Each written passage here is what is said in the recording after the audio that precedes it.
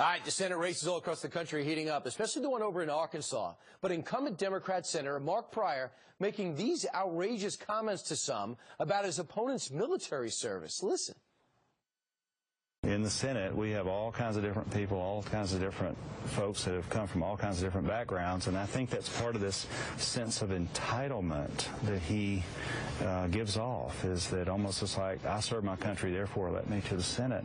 Well, he's referring to Congressman Tom Cotton. He respond to those remarks is the person that Senator Pryor was just referring to. Congressman Cotton, who wants to be the next senator from Arkansas. Your reaction to your opponent's reaction to your military service? Good morning, Brian. It's great to be on with you. You know, I didn't leave a good law job to join the Army out of a sense of entitlement. I left because I wanted to serve my country. I believe that we're the greatest country on earth. We're the home of freedom, and I want to go protect our freedom overseas. That's why I served in the Army, and that's why I wanted to run for Congress in the first place.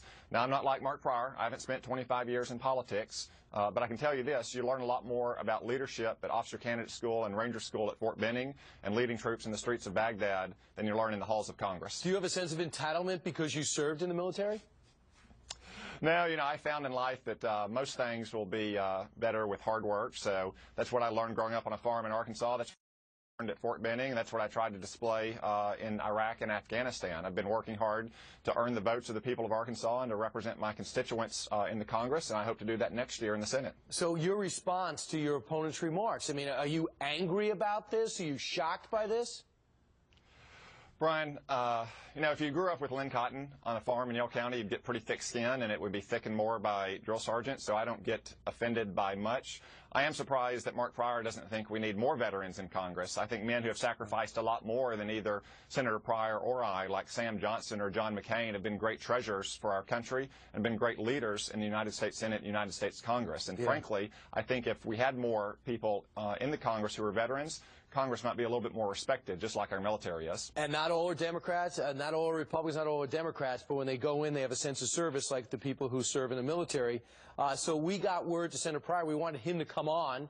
Instead, they just sent this statement. So let's read it together. He said this is from his campaign. Quote, of course, Mark is grateful, Mark Pryor, for Congressman Cotton's service, but this campaign is about two very different records in Congress, and it's Cotton's irresponsible votes against Medicare, Social Security, and affordable student loans that matter most to Arkansas voters. Cotton himself has had stated that military experience should not be the sole primary qualification for political office. Your reaction? Well, this is a good example where a different perspective can lead to different results for the American people. Mark Pryor spent 25 years in office. That probably led him to vote for Obamacare, which cut hundreds of billions of dollars out of Medicare. It also nationalized the student loan industry, which means higher student loan costs for all students. So this is why I think it's good to have different kinds of perspectives in Congress, not just people who've spent a lifetime in politics. And right now, we understand, too, just to broaden out your resume, you're not somebody that just went right to war, which is admirable, I believe, but you also have a law degree out of Harvard, spent 2 years in a management firm, and then decided to serve your country again as a congressman. Now, according to politics, you lead the sitting senator 42-40, so this is going to go down to the wire. Congressman Cotton, thanks so much for your service, and thanks for your time this morning. Thank you, Brian. All right, and as I mentioned before, we invited Senator Pryor on. Meanwhile, coming up